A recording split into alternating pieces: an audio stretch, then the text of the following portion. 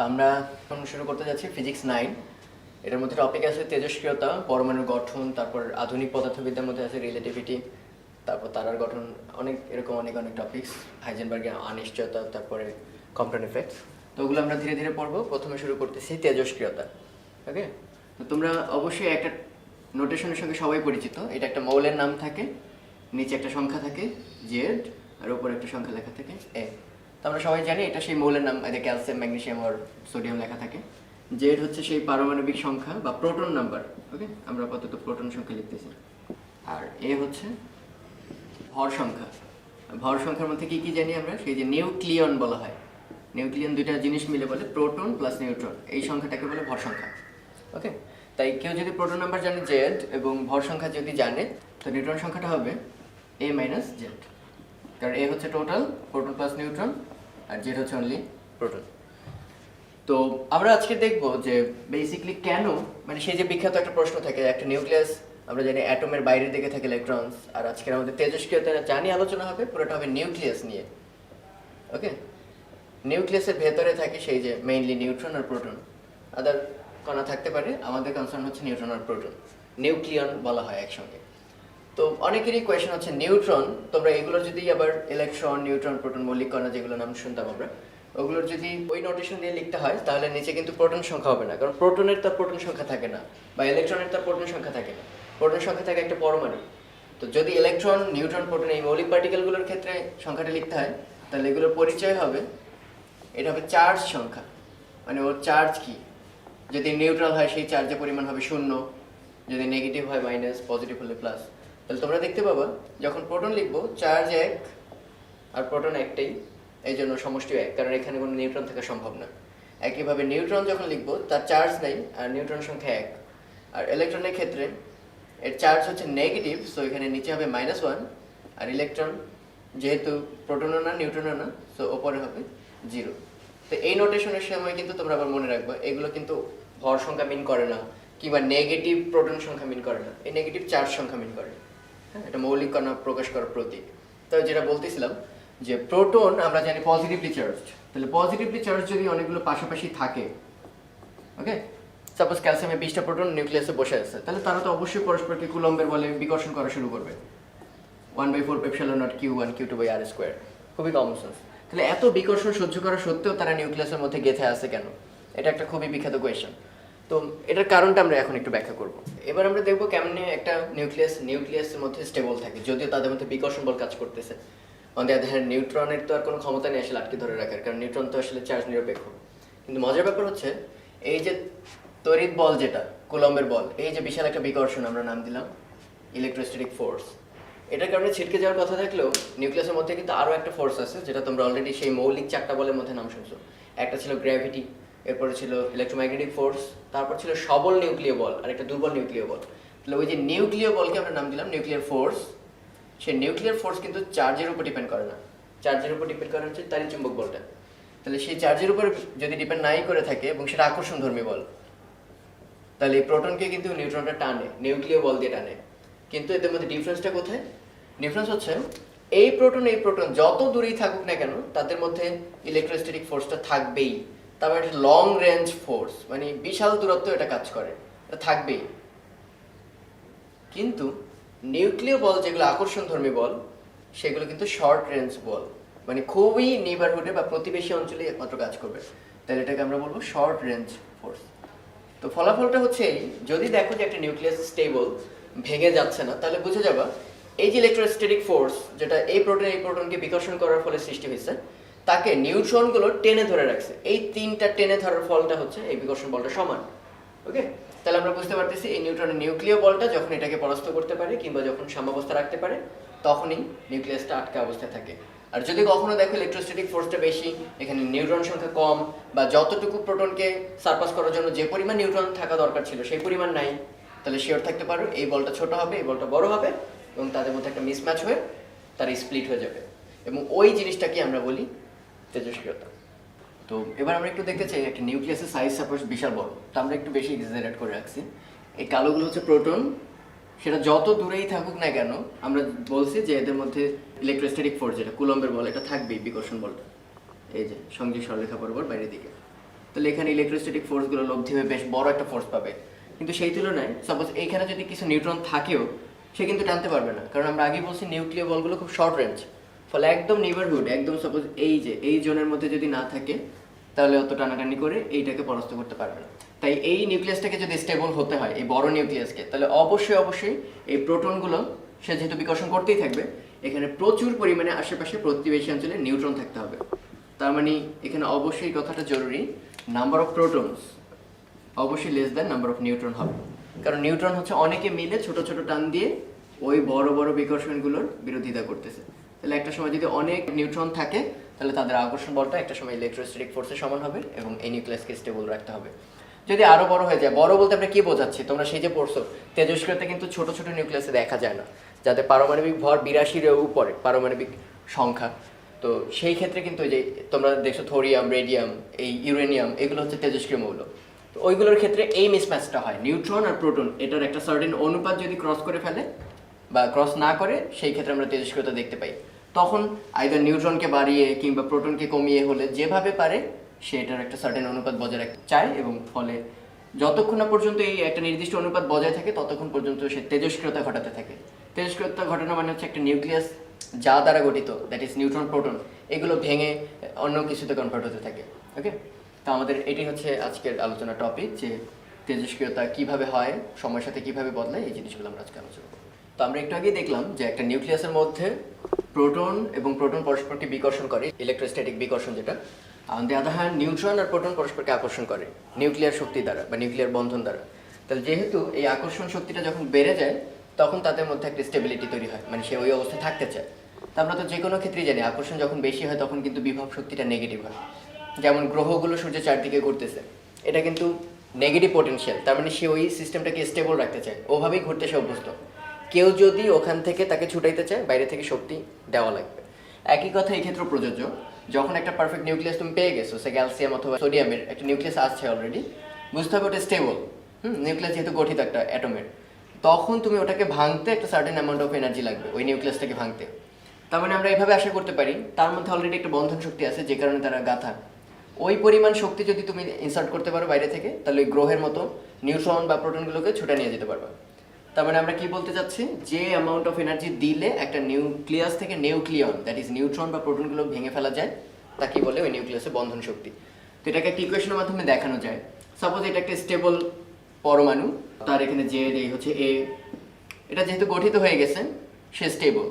এখন আমি যদি এইখান থেকে নিউক্লিয়াসকে ভেঙে নিউট্রন আর প্রোটন এগুলো আলাদা করতে চাই, প্রোটন সংখ্যা কয়টা, জেড সংখ্যক, আর নিউট্রন সংখ্যা অবশ্যই কয়টা, এ মাইনাস জেড সংখ্যক, আমরা একটু আগেই দেখেছি। তো আমি এরকম ভাবলাম যে জেড সংখ্যক প্রোটনের ভর কি, এমপি হচ্ছে প্রোটনের ভর, এরকম জেড সংখ্যক প্রোটনের ভর। সিমিলারলি এমএন হচ্ছে নিউট্রনের ভর, এরকম এ মাইনাস জেড সংখ্যক নিউট্রনের ভর। এই দুটো সেপারেট ছিল, তাদেরকে যদি জোর করে একটা নিউক্লিয়াস বানাতে চাই তাহলে অবশ্যই তারা কিছু শক্তি ছেড়ে দিতে বাধ্য হবে। মানে আমরা জানি আগের যে শক্তি কমলেই রাসায়নিকভাবে তারা আরও স্থায়ী হয়।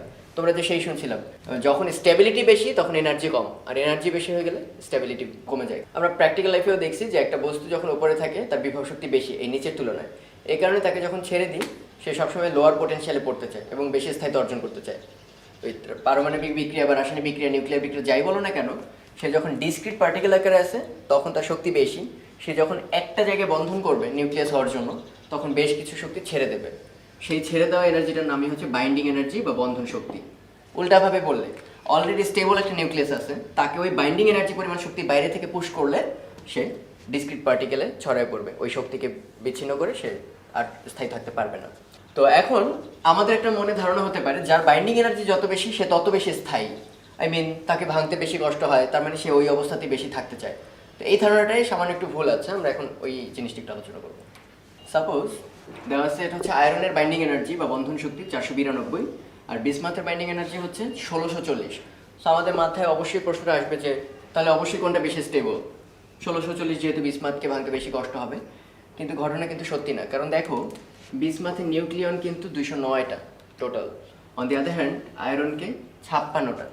তাহলে আমাদের বন্ধন শক্তি কিন্তু টোটাল কত দিতে হবে তার উপর ডিপেন্ড করে না, এক একটা নিউক্লিয়ন ছোটাইতে, দ্যাট ইজ একটা প্রোটন বা নিউট্রন ছোটাইতে যে পরিমাণ শক্তি লাগে তাকে বলা হয় বাইন্ডিং এনার্জি পার নিউক্লিয়ন, প্রতি একক নিউক্লিয়ন সরাতে যে পরিমাণ বন্ধন শক্তি লাগে।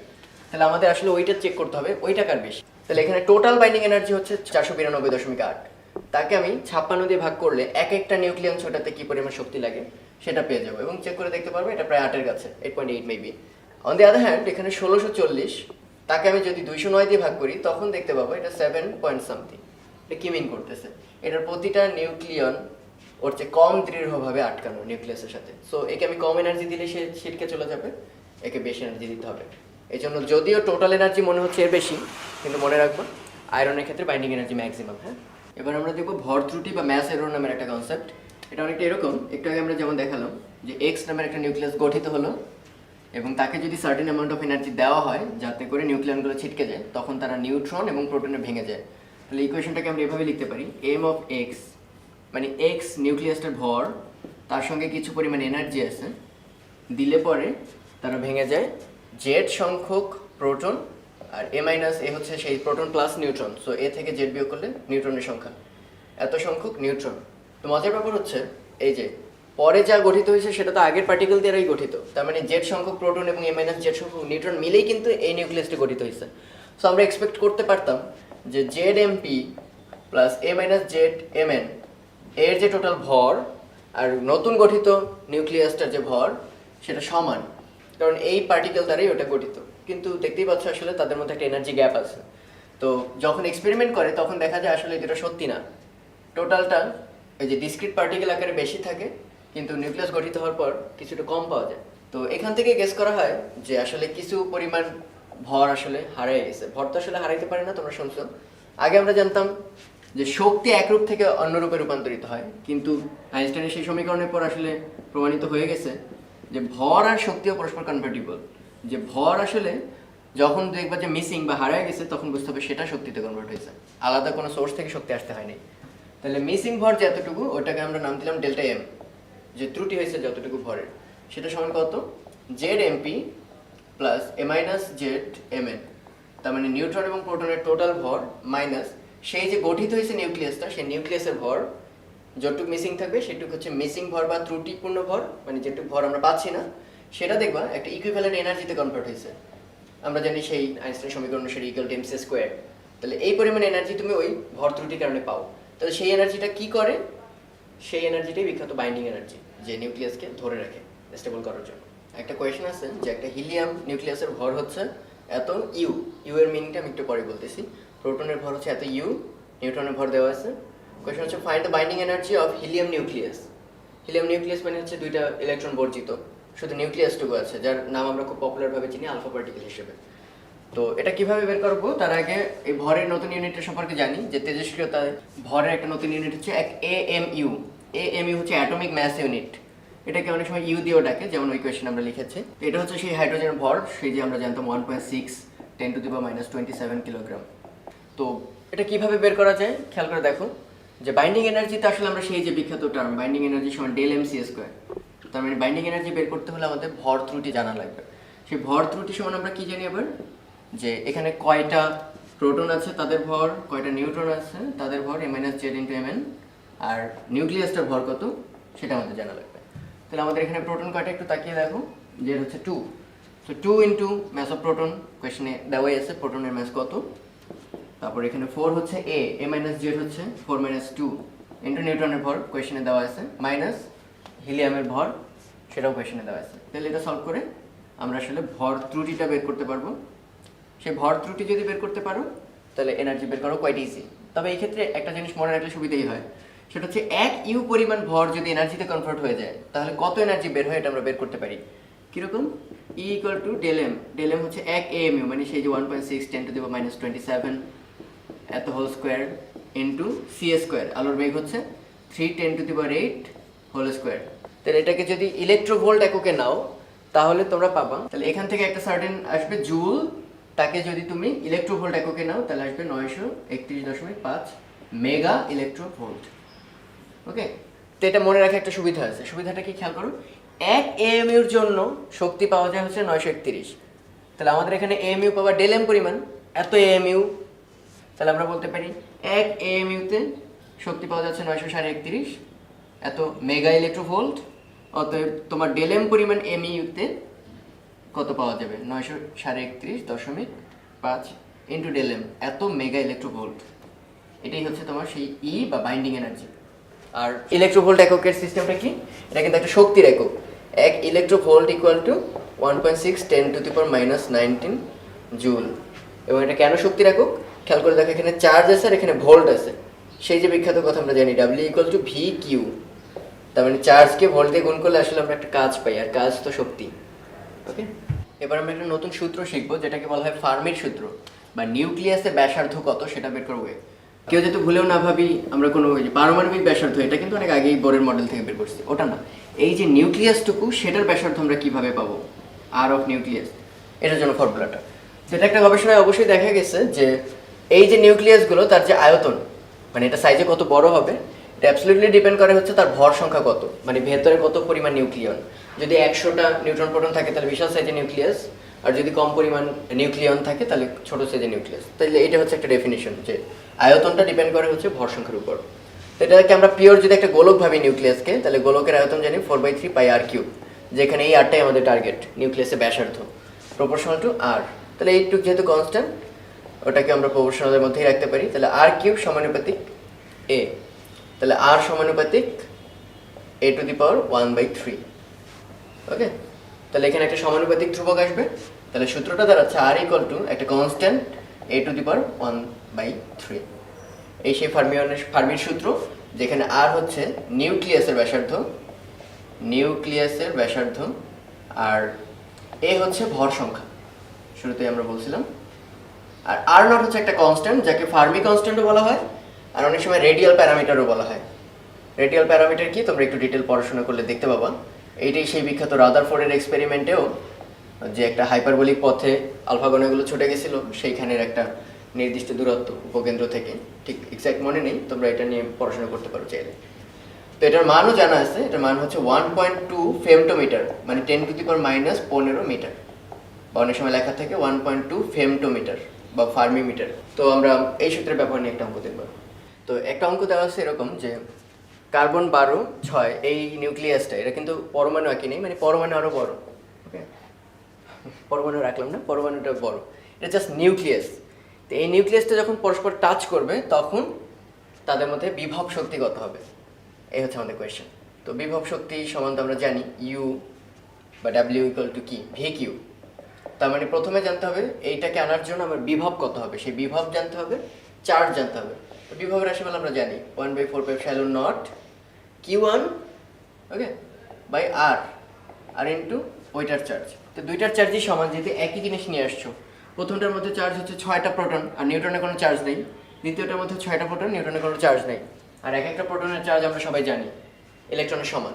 তাহলে আমরা লিখতে পারি 1/4πε0, প্রথমটার জন্য 6টা ইলেকট্রন, ইলেকট্রন মানে হচ্ছে প্রোটনের চার্জ সমান, আর পরে যেটা নিয়ে আসছো সেটারও হচ্ছে 6টা ইলেকট্রনের সমান, ডিভাইডেড বাই আর। লেখা আমরা সব জানা আছে, এটা 9 10⁹ ইলেকট্রনের চার্জ আমরা জানি 636 e²। জানি না শুধু এই দূরত্বটা, মনে রাখতে হবে এই দূরত্বটা কিন্তু আসলে এই তাদের নিউক্লিয়াসের মধ্যবর্তী দূরত্বটা। তাহলে আসলে কি, একটা নিউক্লিয়াসের ব্যাসার্ধ আরেকটা নিউক্লিয়াসের ব্যাসার্ধ টাচ করা, সো এই দূরত্বটা আসলে 2r। ওকে, তাহলে এই আর বের করার জন্য আমরা কিন্তু একটাকেই ফর্মুলা দিয়েছি, ফার্মির ফর্মুলা। তাহলে সেটা কিভাবে বের করা যায়, r equal to r0 a⁻1/3। এ হচ্ছে ভর সংখ্যা, আমাদের ক্ষেত্রে ভর সংখ্যা হচ্ছে 12। তাহলে আমরা r0 সমান জানি 1.2 10⁻⁻15, আর 12⁻⁻1/3, এটা সলভ করে তোমরা পাবা মেবি 2.7 10⁻⁻15 মিটার।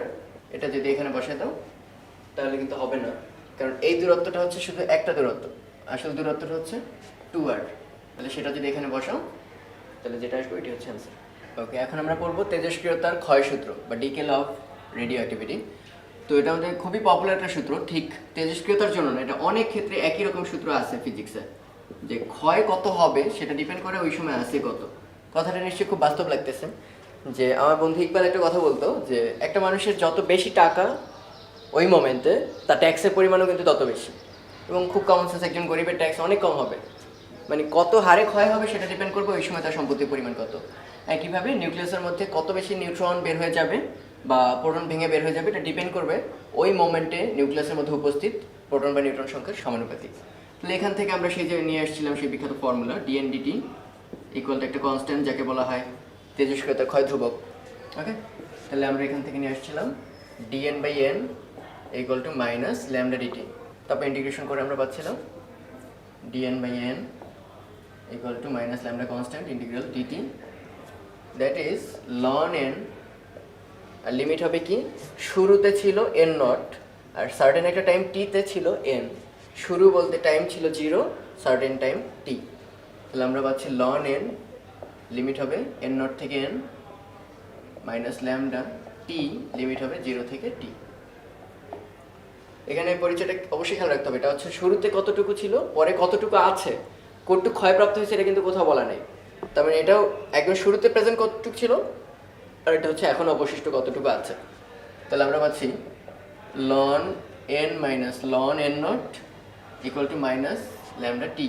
এটাকে একটু মডিফাই করলে আমরা পাচ্ছি ln n/n nought equal to minus lambda টি। আর লন তো আসলে কি, লগের ই ভিত্তিক, তাই না?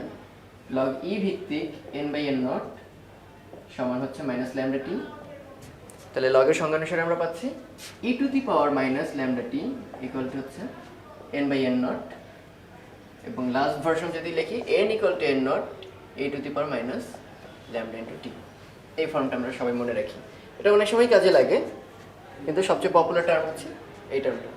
ওকে, এবার এই সমীকরণটাকে একটু মডিফাই করে আমরা অন্যভাবে লিখবো, যাতে অঙ্ক যেভাবেই আসুক না কেন ডিরেক্ট ফর্মুলা অ্যাপ্লাই করা যায়, এটাই যাতে সবসময় না ইউজ করতে হয়। এর মিনিংটাকে একটু বুঝে বলি। আমি যদি উভয় পক্ষকে এবার অ্যাভোগাড্রো সংখ্যা দিয়ে ভাগ করি, n nought divided by Avogadro সংখ্যা e to the power minus lambda T, তাহলে দেখো পরমাণু সংখ্যা বাই অ্যাভোগাড্রো সংখ্যা, তাহলে আমরা পাচ্ছি আসলে মোল সংখ্যা, আদি মোল সংখ্যার পরের মোল সংখ্যা। আর যে কোনো মোল নাম্বার সমান আমরা সেই যে জানতাম ভর বাই আণবিক ভর কিংবা ভর বাই পারমাণবিক ভর। তাহলে n ইকুয়ালটা আমরা লিখতে পারি ভর বাই পারমাণবিক ভর, আর পারমাণবিক ভর শুরুতেও যা থাকে পরেও তাই থাকে, ওটা হচ্ছে সাইজের উপর ডিপেন্ডেন্ট না। তাহলে m not divided by capital M e to the power minus lambda T. উভয় পাশ থেকে এটা যখন কাটা যাবে, পরের ফর্মুলাটা দেখো অনেক সুন্দর, মানে যদি কখন অঙ্কে পরমাণু সংখ্যা না দিয়ে ভর দিয়ে দেওয়া থাকে যে শুরুতে 4 গ্রাম ছিল পরে 2 গ্রাম হতে কত টাইম লাগবে, সেই ক্ষেত্রে এই ফর্মুলা ডিরেক্ট অ্যাপ্লিকেবল, এইখান থেকে ডিরাইভ করে আনার দরকার নেই। তো এই সূত্রটাকে আরেকভাবে লেখা যায়, আমরা সেটা কিভাবে দেখাচ্ছি। মাইনাস ডিএন ডিটি সমান, মনে আছে যে ল্যামডা এন, একদম বেসিক ফর্মুলা, যে কোনো সময় কতটুক ভাঙবে সেটা ওই সময় উপস্থিত পরমাণু সংখ্যা সমানুপাতিক। তো এখান থেকে ল্যামডা এন সমান মাইনাস ডিএন ডিটি, এটাই কি সেই ক্ষয়ের হার, কিংবা কেউ যদি নাম দিতে চায় এটার নামই হচ্ছে তেজস্ক্রিয়তার হার বা তেজস্ক্রিয়তা। ওকে, অনেকে আর একটা সুন্দর নাম দেয় সক্রিয়তা, অনেক সময় অনেক অঙ্কে অনেকভাবে দেখবা সক্রিয়তা, অনেক সময় বলবে তীব্রতা, ইভেন অনেক সময় বলবে উজ্জ্বলতা, যেটা যেভাবে ক্ষয়প্রাপ্ত হয় ওই নামে বলা থাকবে। সেটা যাই হোক না কেন সেটা আসলে ক্ষয়ের হার, এবং ক্ষয়ের হার যাই হোক না কেন সেটা সময় ল্যামডা ইন্টু এন। তাহলে আমি যদি আমার ফর্মুলায় উভয় পক্ষে ল্যামডা গুণ করে দিই, তাহলে ল্যামডা ইন্টু এন সমান lambda into N nought E to the power minus lambda T. তাহলে ল্যামডা ইন্টু এন কি আসলে ক্ষয়ের হার কিংবা সক্রিয়তা না? তাহলে আমি সক্রিয়তাকে যদি এ দ্বারা নির্দেশ করি, এটা তাহলে A nought E to the power minus lambda T. A দ্বারা আবার কেউ ভর সংখ্যা বুঝবা না, তাহলে আমি একটু চেঞ্জ করে দিই। ওকে, সি নামটা দিয়ে দিলাম। তাহলে দেখো এটাও আরেকটা সুন্দর ফর্মুলা। তার মানে কোয়েশ্চেনে যদি কখনো বলে পরমাণুর সংখ্যা আগের তুলনায় অর্ধেক হয়ে গেল, কিংবা ভর 4 গ্রাম থেকে 2 গ্রাম হয়ে গেল, কিংবা সক্রিয়তা আগের 4 ভাগের 1 ভাগ হয়ে গেল, যেভাবেই বলা থাকুক না কেন প্রত্যেকটা ফর্মুলার চেহারা কিন্তু সেম, এবং তোমাদের কোনো ফর্মুলা থেকে ডিরাইভ করে আসার দরকার নেই। তোমরা যারা এই চ্যাপ্টারে অঙ্ক দেখছো তারা জানো আশা করি একটা জিনিস, প্রায় অঙ্কের মধ্যে এই ল্যামডাটা বের করে নিতে হয়, প্রথমে অর্ধায়ু দেওয়া থাকে কোয়েশ্চেনে, যে অর্ধায়ু এত, তারপর সেখান থেকে এই ফর্মুলা ইউজ করে ল্যামডা এত, তারপরে যা যা দেওয়া থাকে 2 গ্রাম থেকে 4 গ্রাম অথবা আগের তুলনায় অর্ধেক হয়ে গেল। তো আমরা এই সমীকরণটাকে একটু মডিফাই করে দিই যাতে করে তোমাদের ডিরেক্ট বের করতে সুবিধা হয়, এরপর আর ওই ল্যামডা বের করে টি হাফ বের করার দরকার হবে না। তো আমরা এটাকে একটু মডিফাই করবো। কীরকম, এখান থেকে দেখো T half equal to ln 2 by lambda, যেহেতু আমরা টি হাফ সরাসরি বের করতে হয় তাই আমরা এখানে ল্যামডা বিষয়টি রাখবো না, ল্যামডার বদলে টি হাফের রাশিমালা বের করবো। ল্যামডা ইকুয়াল টু আমরা পাচ্ছি ln 2 divided by T half. Okay, এই লন 2 এবার আমরা এখানে বসাবো, তাহলে কি দাঁড়াচ্ছে n ইকুয়াল টু বা n by n nought equal to e to the power minus ln 2 divided by T half into T. Okay, ল্যামডার ভ্যালুটা আমরা বসাই দিলাম। তাহলে এবার দেখো n by n nought E to the power minus T by T half into ln 2। এখন দেখো লনের সামনে পাওয়ার তোমরা সবাই জানো, সেই লন 2 টু দি পাওয়ার 4 যদি থাকে এই পাওয়ারটা কোথায় চলে আসে, সামনে চলে আসে, লগ বা লন যাই বলো না কেন। তাহলে 4 ln 2 যদি থাকে সেটাকে লেখা যায় নিশ্চয়ই ln 2 টু দি পাওয়ার 4, যে কোনোটাই লেখা যায়। তাহলে আমার সামনে আছে দেখো ln 2 এর সামনে minus T by T half, তাহলে এটা নিশ্চয়ই 2 এর পাওয়ার, তাহলে e to the power ln 2 minus T by T half. আর e to the power ln, এটা তো আসলে অ্যান্টি অপারেটর, এটা জানোই, তাহলে আসলে থাকবে পরে 2 to the power minus T by T half. তাহলে ফর্মটা কি দাঁড়ায় একবারে লাস্টে লিখে দিই, n by n nought equal to 2 to the power minus T by T half, বা n equal to n nought 2 to the power minus T by T half. তো মজার ব্যাপারটা এখানেই, আগেও n ছিল, n নট ছিল, n আছে n nought আছে, মানে কোয়েশনের ভাষা পুরোটাই ফলো করবে, কিন্তু আগে ল্যামডাটা কোয়েশনে দেওয়া থাকতো না, বের করে নিয়ে বসাতে হতো, কোয়েশনে টি হাফটা দেওয়া থাকে। সো এই ফর্মুলাটা ইউজ করলে টি হাফ সরাসরি বের হয়ে আসবে, টি হাফ বসাই দিলে এখান থেকে টি বের করতে পারবা যে কত সময় পর এতটুকু ভাঙবে বা সামথিং। তো আগের ফর্মুলায় দেখছো যে n equal to n nought E to the power minus lambda T যদি লেখা যায় সেটা ভরের ক্ষেত্রেও লেখা যাবে, সক্রিয়তার ক্ষেত্রেও লেখা যাবে, একই কথা এই ক্ষেত্রে প্রযোজ্য। n equal to n nought 2 to the power minus T by T half থাকলে এটা m equal to m nought E to the power minus T by T half লিখতে পারবো। At the same time activation বা সক্রিয়তা যেটা সেটাও লেখা সম্ভব। ই তো না, সরি 2, এটা মাথায় রাখতে হবে কিন্তু, কারো যদি কনফিউশন লাগে অবশ্যই অ্যাভয়েড করবা, তাহলে ইউজ করবা না, মানে তবুও ভুল করে আসবে না শর্টকাট করতে গিয়ে।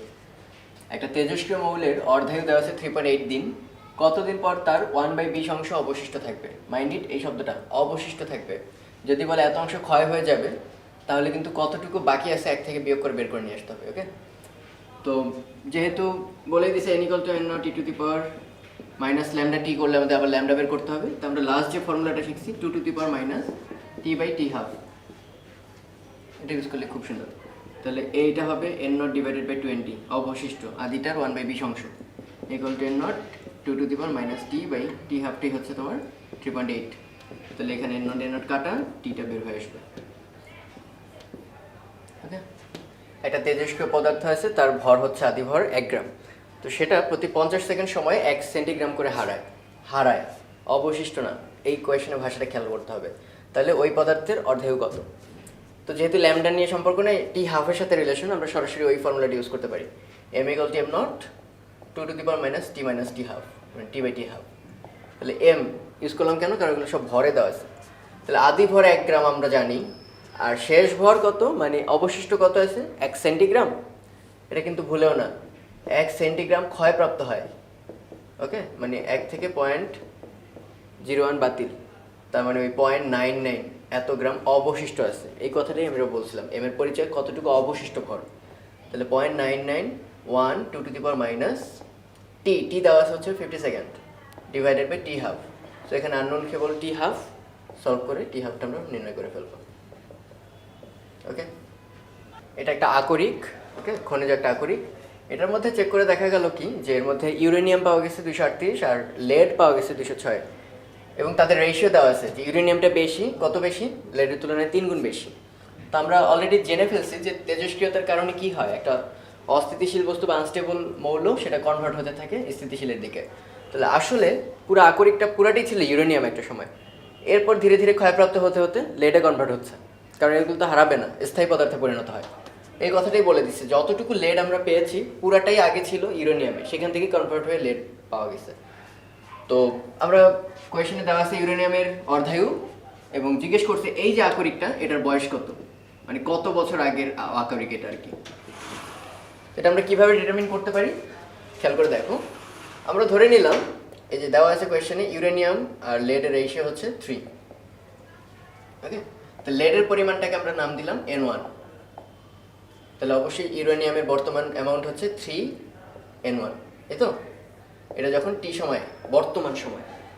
কিন্তু টি যখন 0 মোমেন্ট চলে, মানে একদম আদিতে, তখন কিন্তু ইউরেনিয়ামই ছিল পুরাটা। লেডের যে N1 পার্টটুকু সেটা কিন্তু তখন ইউরেনিয়াম ছিল। তো এখন 3N1 ইউরেনিয়াম তো আছেই, সেই সাথে আরও N1 ছিল ইউরেনিয়ামের পরিমাণ, দ্যাট ইজ 4N1 ছিল হচ্ছে আদি ইউরেনিয়ামের পরিমাণ। তাহলে আমরা আদি জানি, আমরা বর্তমান সময়টা জানি, তাহলে ফর্মুলাটা হবে n equal to n nought, আর যেহেতু হাফ লাইফের সাথে সম্পর্ক ল্যামডা না লিখলেও পারবা, 2 to the power minus T by T half. তাহলে এই n আদিটা হচ্ছে, বর্তমানটা হচ্ছে 3N1, আদি ছিল 4N1, 2 to the power minus T by T half.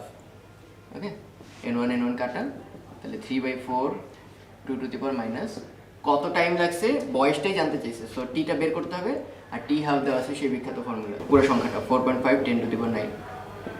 এটা সলভ করলে পরে এখান থেকে টি বের হয়ে আসবে আর টিটাই হচ্ছে আকরিকটার বয়স কত।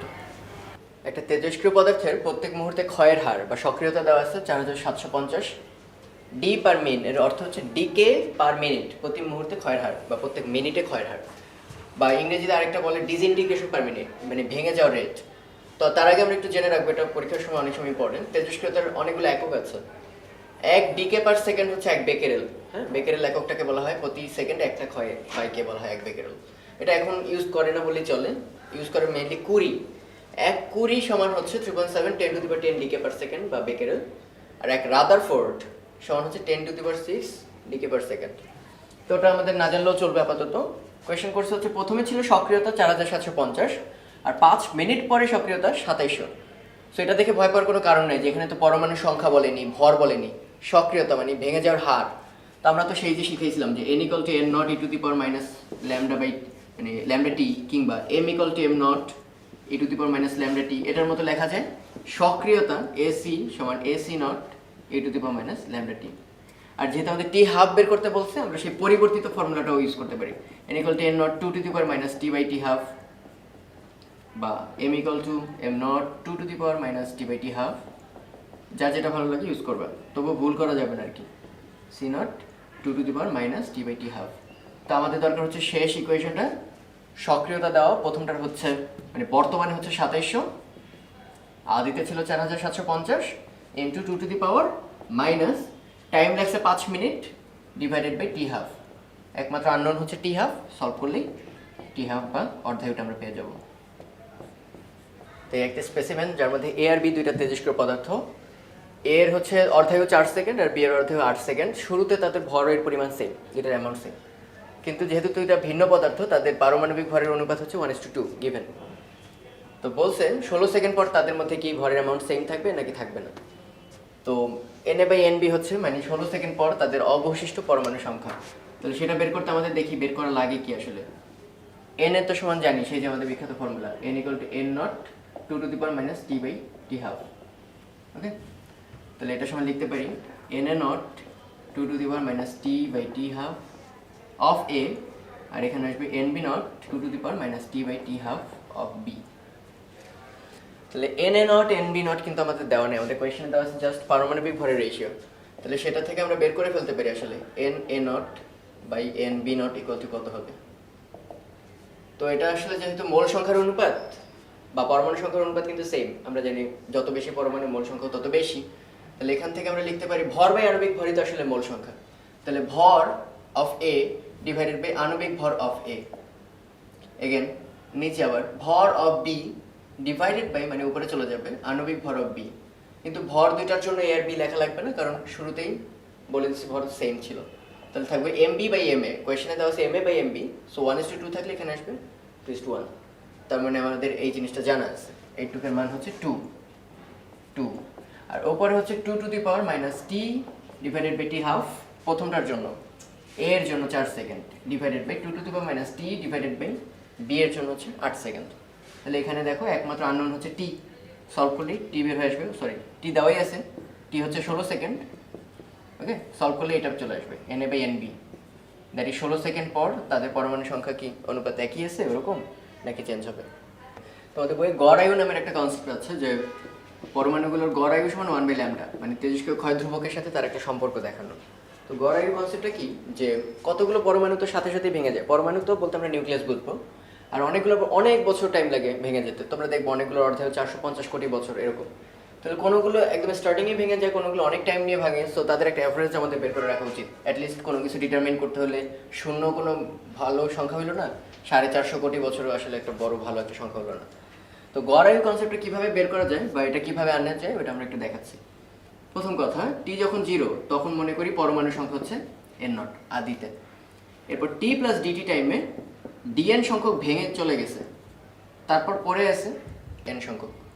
তাহলে এই যে dn সংখ্যক এ কিন্তু টি পরিমাণ টাইম বেঁচে ছিল, এরপর ডিটি টাইমের মধ্যে সে ভেঙে গেছে।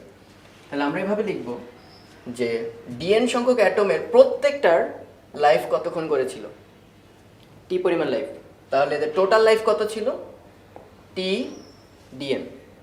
ওকে, একজনের লাইফ 5 বছর, আরেকজনের 5 বছর, 6 বছর, এরকম করতে করতে টোটাল লাইফ হচ্ছে একজনের টি পরিমাণ বছর, ডিএন সংখ্যকের টি ডিএন বছর।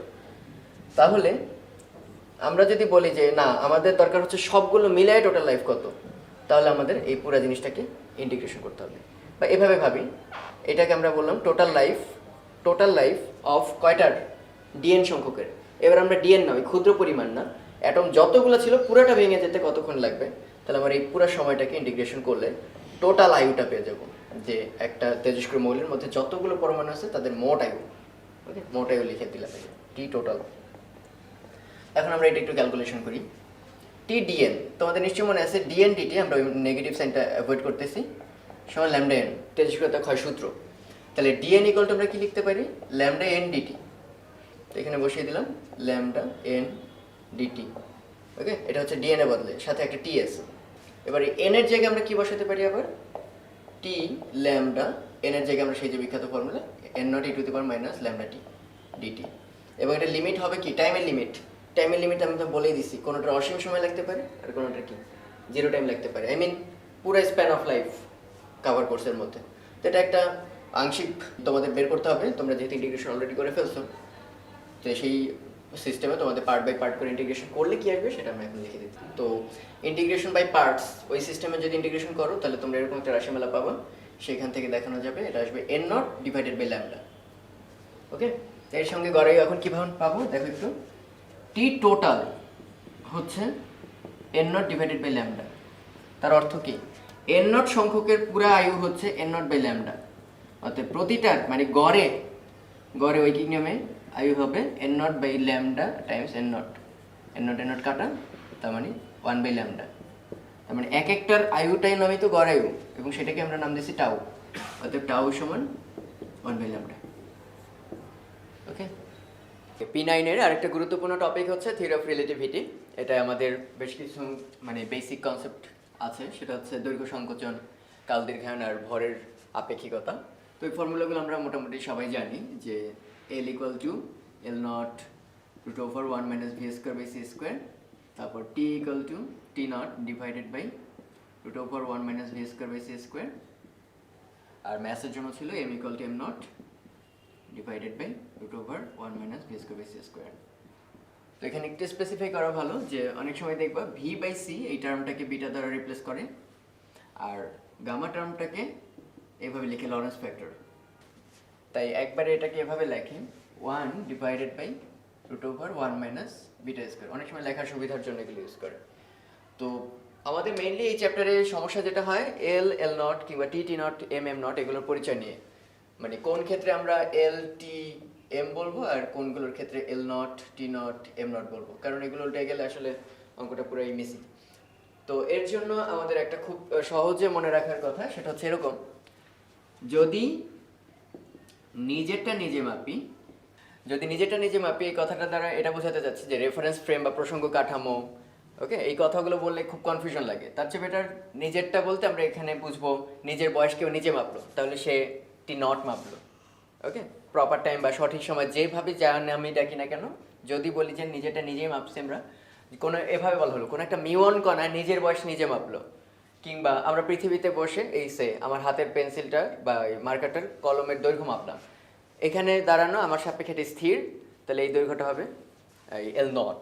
তাহলে এরকম কোন ক্ষেত্রে কি অনেকেই একটা ভুল জিনিস ভাবি, সেটা হচ্ছে এরকম যে একটা পৃথিবী থেকে রকেট যাত্রা শুরু করছে একটা সার্টেন বেগ নিয়ে, তাহলে এখানে কে গতিশীল এই প্রশ্নটা অবান্তর, কারণ রকেট চারিকে যদি জিজ্ঞেস করি তাহলে রকেট চারি বলবে আমি নড়তেছি না, কারণ আমার আশেপাশে যা ছিল তাই আছে, পৃথিবীটা বরং পেছন দিকে রওনা দিছে। অন দি আদার হ্যান্ড পৃথিবীতে বসে আমরা কি ভাববো, যে আমরা আমাদের মতোই আছি, আমাদের আশেপাশে গাছ বা অন্য কিছু এগুলোর কোনো নরঞ্চরণ নাই, বরং রকেটটা হচ্ছে সামনের দিকে আগে যেতেছে। সো এটা ডিপেন্ড করে যে কে গতিশীল, এটা কে মাপতেছে তার উপর।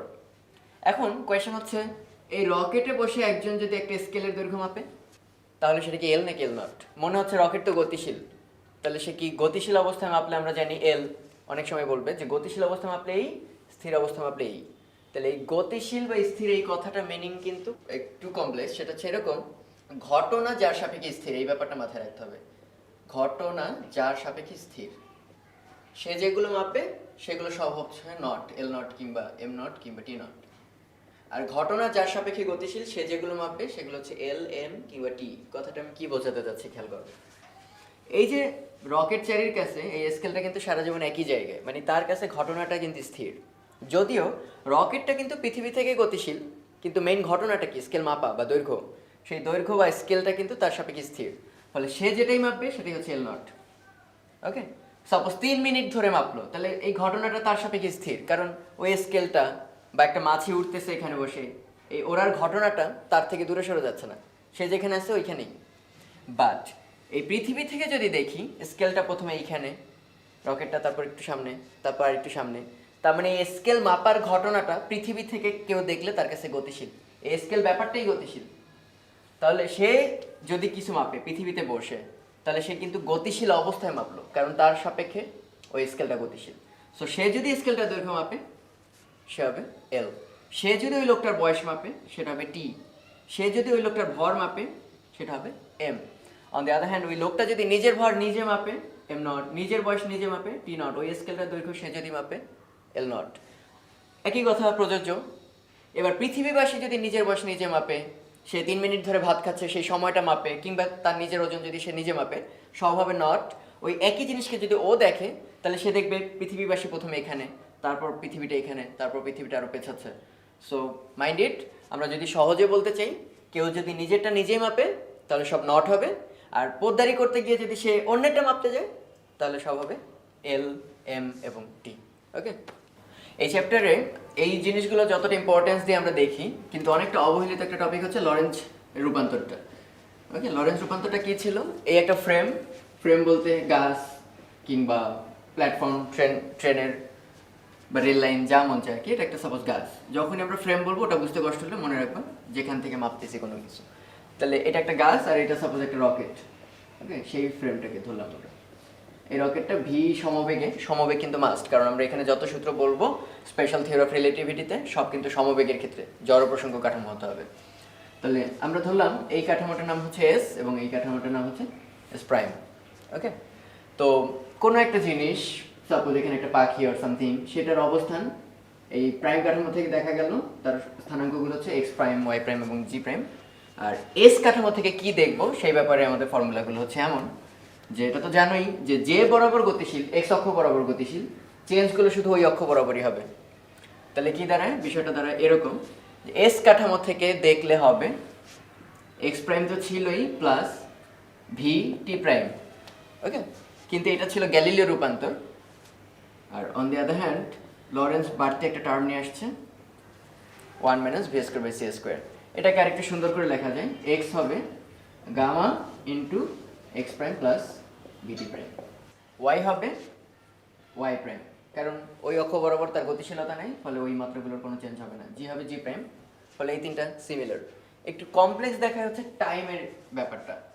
কোন একটা ঘটনা যদি দেখে সে টি প্রাইম এই টাইমের মধ্যে ঘটছে, এই টাইম ব্যবধানে ঘটছে, তাহলে এই ফ্রেম থেকে দেখবে টি হবে t prime plus vx prime divided by c square divided by root over 1 minus v square by c square. ওকে, এই সূত্রগুলো আমরা দেখছি s প্রাইম জানে, তাহলে s কাঠামো থেকে কেমন হবে। একই কথা উল্টা ক্ষেত্রেও প্রযোজ্য, যে আমার এইখানে যদি স্থানাঙ্কগুলো হয় x y g, তাহলে x prime y prime g prime এগুলো কি হবে, একই কথা। এ তখন নিজেকে স্থির ভাববে এবং এই কাঠামোটা তখন মাইনাস ভি বেগে বিপরীত দিকে যাত্রা শুরু করবে। সো এই ক্ষেত্রে যত প্লাস ভিটি আছে সব জায়গায় মাইনাস হয়ে যাবে। সো আমরা আশা করি একটা পারলে বাকিটা বুঝবো আর কি। ওকে, তো এটাকে একটু সুন্দর করে লেখে যে টি ইকুয়াল টু গামা, গামা হচ্ছে লরেন্স ফ্যাক্টর। ওভাবে না মনে থাকলে বোঝার দরকার নেই, বাট মানে এই ফর্মে দেখতে একটু কমপ্লেক্স দেখে সূত্রগুলো, এইভাবে লিখলে একটু সুন্দর দেখে। ওকে, তো আমরা এখন লরেন্স ফ্যাক্টর দিয়েও কিছু অঙ্ক করবো, কারণ লরেন্স দিয়ে আসলে আমাদের অঙ্ক করা হয় না বলেই চলে। তো আজকে আমরা কয়েকটা এক্সাম্পল দেখবো, তারপর সেই ট্রেডিশনালগুলো দৈর্ঘ্য সংকোচন, কাল দীর্ঘায়ন আর ভরের আপেক্ষিকতা, এই তিনটার অঙ্কগুলো তো অবশ্যই দেখবো। ওকে, লরেন্সের একটা সুন্দর এক্সাম্পল হচ্ছে এমন, সাপোজ এটা একটা কাঠামো, হতে পারে একটা গাছ। তো ওই গাছের সামনে দাঁড়িয়ে একটা লোক দেখলো কি দুইটা বোমা, যারা 5 কিলোমিটার দূরে অবস্থিত, বেশ দূরে। তো এই 5 কিলোমিটার দূরে অবস্থিত বোমাটার একটা ফাটলো, তার কিছুক্ষণ পর দ্বিতীয়টা ফাটলো। সেই কিছুক্ষণটা কত, দুইটা বোমা 5 মাইক্রোসেকেন্ড ব্যবধানে ফাটলো, মানে প্রথমটা ফাটার 5 মাইক্রোসেকেন্ড পর দ্বিতীয়টা ফাটলো। অন দি আদার হ্যান্ড আরেকটা কাঠামো, সাপোজ এটা একটা রকেট হতে পারে আর সামথিং, খুব দ্রুত ডান দিকে যাচ্ছে ভি ভেলোসিটি নিয়ে। তো সে দেখলো কি এই দুইটা বোমা একই সঙ্গে ফুটছে সাইমালটেনিয়াসলি। তো কোয়েশ্চেন হচ্ছে ভি কত, কত বেগ নিয়ে ছুটতেছে তাহলে দ্বিতীয় কাঠামোটা কিংবা রকেটটা। তো এটার জন্য লরেঞ্জের খুব সিম্পল, এটাকে কাঠামো ধরলাম আমি এস, এটাকে ধরলাম এস প্রাইম। তাহলে এস কাঠামোতে যা যা মাপি তাকে আমরা নাম দিই কি মনে আছে, টি নাম দিই, এক্স নাম দিই। On the other hand S prime কাঠামোতে যা মাপি টি প্রাইম, এক্স প্রাইম, আর দুইজনের আপেক্ষিক বেগ হচ্ছে ভি। তো আমরা তো জানি সেই টি প্রাইম হবে t minus V x by C square divided by root over 1 minus V square by C square. লরেঞ্জের রূপান্তর থেকে তোমরা এটা বের করতে পারবে। তো এই হচ্ছে দ্বিতীয় কাঠামো থেকে ওই বোমা দুটা ফাটার সময়ের ব্যবধান। এটা হচ্ছে প্রথম কাঠামো থেকে দেখা সময়ের ব্যবধান, আর এক্স হচ্ছে প্রথম কাঠামোতে তার স্থানের দিক থেকে কত দূরে অবস্থিত। ওকে, তাহলে আমরা ইজিলি এটা সলভ করতে পারি। প্রথম কথা খেয়াল করো, এটা হচ্ছে দ্বিতীয় কাঠামো থেকে দেখা, মানে রকেট থেকে দেখা দুইটা বোমা ফাটার সময়ের পার্থক্য, এবং আমি দেখলাম একই সঙ্গে ফুটেছে। তার অর্থ হচ্ছে আসলে কোনো সময়ের ব্যবধান নেই, এটা হবে 0। দুইটা একই সময় ফুটছে মানে গ্যাপটা হচ্ছে 0। কিন্তু এখানে কিন্তু গ্যাপ 0 না, প্রথম কাঠামোতে দেখা হয়েছে 5 মাইক্রোসেকেন্ড গ্যাপে এটা ফুটছে। সো এটা হচ্ছে 5 মাইক্রোসেকেন্ড মাইনাস ভি হচ্ছে তাদের আপেক্ষিক বেগ, এটা আমাদের নির্ণয় হবে। এক্স প্রথম কাঠামোতে বোমা দুইটার স্পেসে পার্থক্য কত, মানে কত স্থান দূরত্ব অবস্থিত, 5 কিলোমিটার। তাহলে into 5 kilometre divided by C square divided by root over 1 minus V square by C square. তাহলে একটু ক্যালকুলেট করলেই, পক্ষান্তর করলে চলে আসবে ভি ইন্টু 5 কিলোমিটার মানে 10 to the power 3 divided by C square equal to 5 microsecond, that is 10 to the power minus 6। এটা solve করলে এখান থেকে আমরা ভি বের করে ফেলতে পারবো ইজি। লরেঞ্জের আরেকটা সিম্পল ম্যাথ, সাপোজ এস একটা কাঠামো, যথারীতি ভাবো একটা গাছ, এস প্রাইম আরেকটা কাঠামো, ধরে নেবে এটা একটা রকেট। তো এইখানে দেখা গেছে কোনো লোক খেয়াল করলো একই জায়গায় দুইটা ঘটনা ঘটছে, একই জায়গায়, তার মানে তাদের এক্সটা কিন্তু সেম, মানে তাদের স্থানের গ্যাপ 0, পার্থক্য নেই কোনো, একই পয়েন্টে। কিন্তু এক সময় ঘটে নেই, ঘটছে কি প্রথমটা ঘটার 1 মাইক্রোসেকেন্ড পর আরেকটা ঘটছে। হতে পারে দুইটা বোমা একই জায়গায় ফাটছে তার কাছে, কিন্তু একটা ফোটার 1 মাইক্রোসেকেন্ড পর আরেকটা ফাটছে। একই সময় রকেটটা চলে যাইতেছিল ভি বেগে সামনের দিকে। ওকে, সে দেখলো না ঘটনা দুইটা 1 মাইক্রোসেকেন্ড ব্যবধানে ঘটে নেই, ঘটছে 2 মাইক্রোসেকেন্ড ব্যবধানে। কিন্তু তার কাছে কি ঘটনা দুইটা এক জায়গায় ঘটবে? আই মিন এ যেমন দেখছে এক জায়গায় ঘটছে ডিফারেন্ট একটা টাইম গ্যাপে, এর ক্ষেত্রে অন্য টাইম গ্যাপে ঘটছে এবং ঘটনা দুইটা একই জায়গায় ঘটবে কিনা। সো আসলে আমাদের বের করতে হবে ওর কাছে এক্স 0 ছিল, এর কাছে এক্স কি হবে। ওকে, দেওয়া আছে ওর কাছে টাইম হচ্ছে টি, এর কাছে টাইমের গ্যাপ হচ্ছে টি প্রাইম। সো আমরা তো ফর্মুলা জানি লরেঞ্জের রূপান্তর থেকে, t prime equal to t minus V x divided by C square divided by root over 1 minus V square by C square. তাহলে খেয়াল করে দেখো কোয়েশ্চেন এটাই বলা আছে, এক্সটা হচ্ছে কত গ্যাপে প্রথম কাঠামোর কাছে ঘটনা দুটো ঘটছিল, কত গ্যাপে, একই জায়গায়, সো কোনো গ্যাপ ছিল না, সো এটা হবে 0। তাহলে পরে থাকবে হচ্ছে t prime equal to t divided by 1 minus V square by C square. এখানে টি প্রাইমও জানা আছে আমাদের, টিও জানা আছে। টি জানা আছে কত, 1 মাইক্রোসেকেন্ড, মানে প্রথম কাঠামোতে ঘটনাটা কত গ্যাপে ঘটছে, so 10 to the power minus 6 divided by 1 minus V square by C square. আর টি প্রাইম দেওয়া আছে সেকেন্ড কাঠামোতে ওই ঘটনা কত সেকেন্ড গ্যাপে আমরা দেখতে পেয়েছি, so 2 10 to the power minus 6। তাহলে এটা সলভ করলে আমরা ভি এর মানটা পাবো, এখানে সলভ করে আমরা ভিটা বের করতে পারবো। এরপরে কোয়েশ্চেন করছে হচ্ছে এস প্রাইমের কাছে ঘটনা দুইটা কি একই জায়গায় ঘটছে কিনা, দ্যাট ইজ এস প্রাইমের কাছে তাদের মধ্যবর্তী গ্যাপ কত। তো সেটার ফর্মুলা আমরা জানি, এক্স প্রাইম হবে x minus VT divided by root over 1 minus V square by C square. Okay, তাহলে এক্স আমরা জানলাম শুরু থেকেই যে প্রথম ক্ষেত্রে এই ঘটনা দুইটার মধ্যে স্থানিক কোনো গ্যাপ নেই, আর ওখান থেকে আমরা ভি বের করে ফেলতে পারবো। So minus VT divided by root over 1 minus V square by C square solve করলেই এই গ্যাপটা আমরা বের করে ফেলতে পারবো। সো এটা যেহেতু 0 আসবে না, বোঝা যাচ্ছে ওর কাছে কিন্তু ওই ঘটনা দুইটা একই জায়গায় মনে হবে না, মনে হবে দুইটা ভিন্ন জায়গায় ঘটছে। এটা হচ্ছে আপেক্ষিক বেগের একটা সুন্দর রূপান্তর। সেটা হচ্ছে সাপোজ এটা হচ্ছে গাছের কাঠামোটা আর এটা হচ্ছে একটা বাস কিংবা রকেট। এই গাছ কাঠামো থেকে সেই বাস রকেট যাই হোক সেটা ভি সমবেগে এক্স অক্ষ বরাবর আগে যেতেছে। তো ওই অবস্থায় হ্যাঁ ওই কাঠামোতে দেখতে পাইলাম একটা পাখির বেগ কিংবা একটা বলের বেগ হচ্ছে ইউ প্রাইম, ঠিক আছে, এই কাঠামোতে বসে আমি দেখতে পাইছি ইউ প্রাইম। তাহলে এস কাঠামো কত মাপবে ওই বলটার বেগ, ওই বলটার বেগ ও বলছে হচ্ছে এই কাঠামো বলছে ইউ প্রাইম, ও কত বলবে? কোয়েশ্চেন হচ্ছে এটা U prime plus V divided by 1 plus you prime V divided by C square. মানে আগে এই টার্মটুকু ছিল না গ্যালিলিও রূপান্তরের ক্ষেত্রে, কিন্তু আমরা দেখছি আপেক্ষিকতার ক্ষেত্রে আগের গ্যালিলিও রূপান্তর পুরোপুরি খাটে না। তো এটা আমরা কীভাবে দেখবো? যেহেতু গ্যালিলিওকে কনভার্ট করছে হচ্ছে লরেন্স, মানে আগেরটার থেকে আরও নতুন ভার্সন নিয়ে আসছে, যেটা দেখানো যায় ইজিলি। কীভাবে একটু খেয়াল করে দেখো যে ইউ প্রাইম আসলে তো আমাদের ডিএক্স প্রাইম ডিটি এটাই বের করতে হবে, কারণ স্মরণের হারই হচ্ছে বেগ। তো ডিএক্স প্রাইম ডিটি প্রাইম এগুলো আমরা কোথেকে পাবো? লরেঞ্জের রূপান্তর থেকে আমরা ইজিলি বের করতে পারি। লরেঞ্জের কনভার্সন থেকে আমরা জানি সেই যে মনে করে দেখো এক্স প্রাইম ছিল গামা, গামা সেই যে 1/√1 - v² / c², ইন শর্টে লিখলাম এক্স মাইনাস ভিটি। আর টি প্রাইম ছিল gamma T minus VX divided by c²। Okay, তো এগুলো তো এক একটা পয়েন্ট অফ টাইমের ক্ষেত্রে, তো এগুলো স্প্যান অফ টাইমের ক্ষেত্রেও লেখা যায়। তার অর্থ এটা 3:30 হতে পারে, আবার 3 মিনিট ধরে ঘটছে ঘটনাটা, সেটা হতে পারে। তা আমি যদি সময়ের ব্যবধান বুঝাই তাহলে আমরা এখানে ডিফারেনশিয়াল ফর্মে লিখতে পারি ডিএক্স প্রাইম, তার মানে হচ্ছে দূরত্বের ব্যবধান। ওকে, ডিটি প্রাইম লেখার অর্থ হচ্ছে কতক্ষণ ধরে। তাহলে আমরা এগুলো ডিফারেনশিয়াল ফর্মে লিখতেছি গামা ডিএক্স মাইনাস ভিডিটি, আর এখানে লেখা যায় gamma DT minus V DX divided by c²। Okay, এখন এই দুটো যদি ভাগ দিই তাহলে আমাদের ওই বেগের রাশিমালাটা চলে আসবে DX prime divided by DT prime equal gamma gamma কাটা যাবে DX minus VDT divided by DT minus v dx by c²। Okay, আর DX prime by DT prime এটার নামই আসলে কি? সে যে বেগটা দেখেছে ইউ প্রাইম।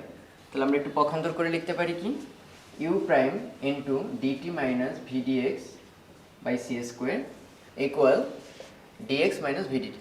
ওকে, তো আমাদের তো অ্যান্সারে লাগবে হচ্ছে ইউ, তার মানে ইউ তো আমরা জানি ডিএক্স ডিটি, তো এইটাকে এক ফর্মে নিয়ে আসতে হবে আমাদের। ডিএক্স কমন যদি নেই তাহলে ডিএক্স কমন নিলে এখানে পড়ে থাকে 1, আর ওই পাশ থেকে চলে আসবে V U prime divided by c² common equal, এখানে যদি ডিটি কমন নেই ডান বাম পাশে নিয়ে তাহলে এখানে থাকবে ভি প্লাস এখানে ডিটির কারণে ইউ প্রাইম। সো আমাদের আসলে চলে আসছে এই পাশে ডিএক্স ওই পাশে dt. So dx by dt হবে u prime plus V divided by 1 plus you prime V divided by c²। তাকে দেখো u prime plus V divided by 1 plus you prime V divided by c²। আর dx dt এটাকে আমরা you নামে ডাকি। তো এটি হচ্ছে আপেক্ষিক বেগের নতুন রাশিমালা, যেটা আগে গ্যালিলিও সরাসরি যোগ করে দিতে পারতো। যে একটা ট্রেনের উপর দিয়ে তুমি যদি ট্রেনটা যাচ্ছে, সাপোজ গ্যালিলিওর ক্ষেত্রে কী ছিল, এই একটা ট্রেন, ওকে, ট্রেনের উপরে একটা বল নিয়ে আমি দাঁড়ায় আছি। তো এখন ট্রেনটা যাচ্ছে 30 মিটার পার সেকেন্ড বেগে, আর উপরে বলটা ছুঁড়ে মারলাম 20 মিটার পার সেকেন্ড বেগে। তো একে তো ট্রেনের বেগ আছে, তার উপর আবার বলের আরেকটা বেগ দিছি। মানে আমি যদি বলের বেগ না দিয়ে সিম্পলি ধরেই রাখতাম তাহলেই বাইরে কেউ দেখতো কি ট্রেনের সাথে সাথে বলটা সেকেন্ডে 30 মিটার করে আগে যেতেছে। তার উপর যদি আবার 20 মিটার বাড়তি বেগ দিই তাহলে বাইরের কেউ দেখতো আসলে 30 + 20 50। ওকে, কিন্তু যখন এই বলের বদলে এটা আলোর কাছাকাছি কোনো বেগে ছুঁড়ে মারা হবে তখন কিন্তু আসলে এই দুটো যোগ করলে আলোর চেয়ে বেশি বেগ হয়ে যাবে, যেটা আইনস্টাইনের স্বীকার্য মতে সম্ভব না। এই কারণে আমাদের এই নতুন মডিফিকেশনটা দরকার, যেখান থেকে দেখানো যায় যে আসলে আলোর বেগ সবার কাছেই কনস্ট্যান্ট, এবং এমনকি দুইটা ফোটন যদি পরস্পরের দিকে আগায় তাহলেও তাদের বেগ আসলে আলোর বেগের চেয়ে বেশি হবে না, তারা পরস্পরকে আলোর বেগেই দেখবে। তো এই হচ্ছে ব্যাপার। আমরা একটু আগে এটা প্রমাণ করেছিলাম যে একটা কাঠামো ছিল এস, আর আরেকটা কাঠামো সাপোজ সেটা বাস, সেই বাসের ছাদ থেকে কেউ একটা বলকে ছুঁড়ে মারলো এক্স অক্ষে ইউ প্রাইম বেগে, তাহলে এখান থেকে কত দেখবো, গাছ থেকে কত দেখা যাবে যে বেগটা কত হবে, এবং সেটাই আমরা দেখলাম যে U equal to U prime plus V divided by 1 plus you prime V by c²। উল্টাটা যদি হতো যে না এইখানে একটা বল ছুঁড়ে মারলাম যেটার বেগ হচ্ছে ইউ, তাহলে ইউ প্রাইম কত দেখবে। ওকে, আই মিন এইখানে গাছ থেকে যদি কেউ ছুঁড়ে মারে তাহলে বাসওয়ালা কত দেখবে। কোয়াইট সিম্পল, এতক্ষণ ধরে ইউ প্রাইম বা এস প্রাইম কাঠামোটা ডান দিকে ভি বেগে যাচ্ছিল, কিন্তু এস প্রাইমের সাপেক্ষে এই গাছটা কিন্তু বাম দিকে যাচ্ছে, that is minus V. So আমাদের পুরো ফর্মুলাটার জায়গায় ইউ এর জায়গায় আসবে ইউ প্রাইম, ইউ প্রাইমের জায়গায় আসবে ইউ, ওটা আসবে মাইনাস ভি, কারণ ভি এর জায়গায় minus V, 1 minus U V divided by c²। তার মানে সূত্রটা ওই আগের মতোই, এস প্রাইম কাঠামো থেকেও দেখা যাবে, এস কাঠামো থেকেও দেখা যাবে। তো এখান থেকে একটা নতুন কোয়েশ্চেন, যে এখানে যদি বলের বদলে একটা ফোটন ছুঁড়ে মারা হয়, ফোটন আমরা চিনি সে যে আলোর কণা, তো আমরা তো জানি আলোর জন্য আপেক্ষিক বেগ বলে কিছু নেই, মানে আলো যে ফ্রেম থেকে যেভাবেই দেখি না কেন আলোর বেগ সি হতে হবে শূন্যস্থানে। তো এটা আমরা এই সূত্র থেকে দেখাতে পারি কিনা খেয়াল করে দেখো। যদি এক কাঠামোতে দেখি যে আলোর বেগ সি, অন্য কাঠামোতে C plus V, C minus V or etcetera এগুলো হতে পারবে না। অন্য কাঠামোতেও সি দেখতে হবে। এটাই হচ্ছে আইনস্টাইনের দ্বিতীয় স্বীকার্যটা।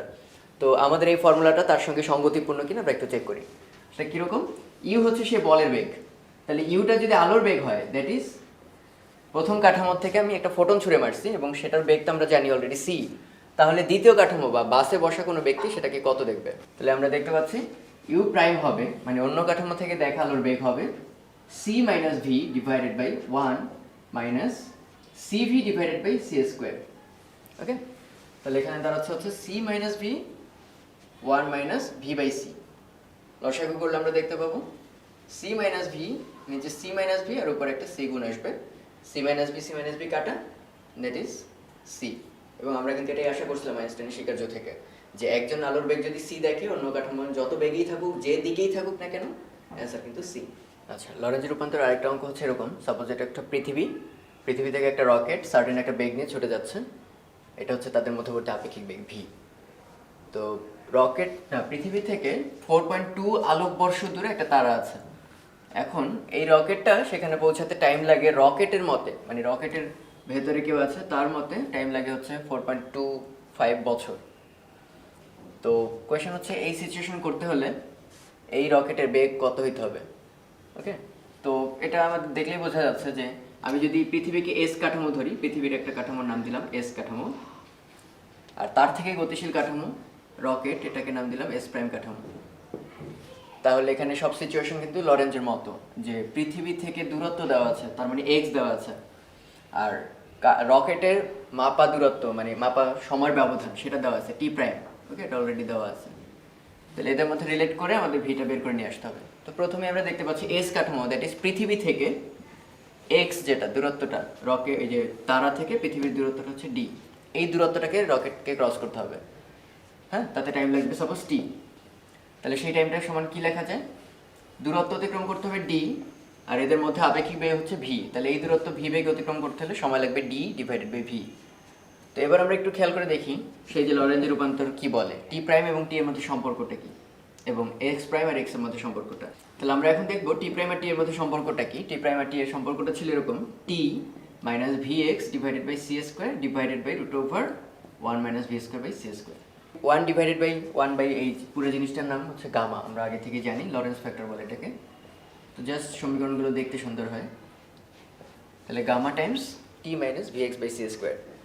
তাহলে এবার আমি একটু বসাই দিই, কারণ টি প্রাইম দেওয়া হচ্ছে 4.25 বছর আর টি দেওয়া আছে ডি বাই ভি। তাহলে এই মানগুলো আমি যদি বসাই, প্রথমে টি এর বদলে ডি বাই ভি লিখলাম, ভি বাই সি স্কোয়ার, আর এক্স এর বদলে আমরা লিখতে পারবো ডি। এক্স এর পরিচয় ছিল সেই তারার দূরত্ব পৃথিবী থেকে বা এস কাঠামো থেকে। তাহলে আমি যদি একটু কমন নেই ডি বাই ভিকে, তাহলে gamma D by V 1 minus D by V common নিলে এখানে আসবে V square by C square. V square by C square কিন্তু আমাদের আবার চেনা, বিটা দিয়ে রিপ্লেস করবো। ওকে, ভি বাই সিকে আমরা বিটা বলি। তাহলে আলটিমেটলি আমরা পাচ্ছি 1 minus V square by C square. একটু খেয়াল করে দেখো, রুট ওভার এটার মান যদি হয় গামা, তাহলে 1 minus V square by C square equal to 1 by gamma, that is 1 minus V square by c স্কোয়ারকে লেখা যায় 1 বাই গামা স্কোয়ার। তাহলে আমরা এখানে এটা বসালে 1 by gamma square into gamma D divided by V, কাটাকাটি করলে D divided by gamma V. এই পর্যন্ত আমরা আনলাম D divided by gamma times V. তো এবার একটু খেয়াল করি, টি প্রাইমের মান কিন্তু আমরা জানি 4.25 বছর, এটা বছর এককই রাখলাম। আর ওদিকে D divided by gamma V. তো এখান থেকে একটু খেয়াল করে দেখো এবার, এক আলোক বর্ষ এককটা কি আসলে? 1 লাইট ইয়ার যদি দূরত্ব হতো, এর অর্থ হচ্ছে আলোর বেগ নিয়ে তো আলো যাবে, সে 1 বছরে কতটুকু যায়? 1 লাইট ইয়ার সমান আসলে আলোর বেগ ইন্টু 1 বছর। আচ্ছা, আপেক্ষিক বেগ রিলেটেড আরও একটা ম্যাথ এটা, যে পৃথিবী থেকে 0.9 সি ভেলোসিটি নিয়ে একটা রকেট এগিয়ে যাচ্ছে সামনের দিকে। কিছুক্ষণ পর রকেট থেকে আরেকটা ছোট পার্ট 0.9 সি বেগে ছুঁড়ে মারা হলো। ওকে, রকেট থেকে আরেকটা পোর্শন ছুঁড়ে মারছে সাপোজ।